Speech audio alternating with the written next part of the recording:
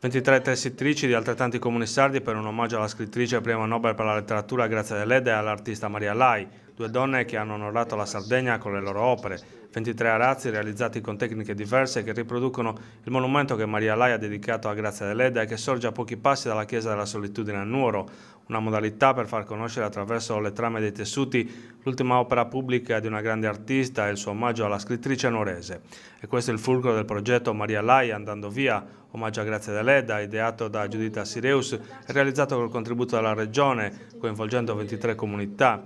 col comune di Galtellì a capo della filiera. Sabato a Nuoro nel Teatro di San Giuseppe c'è stata la presentazione di arazzi realizzati in queste settimane dalle tessitrici, una serata che ha reso omaggio a due grandi donne che hanno in campi diversi ma contigui superato le barriere culturali e ideologiche riuscendo ad affermarsi universalmente. L'opera di Maria Lai così verrà fatta conoscere in tutto il mondo, un omaggio a Grazia Deledda spesso sconosciuto agli stessi nuoresi e che ora grazie al progetto Maria Lai andando via, omaggio a Grazia Deledda,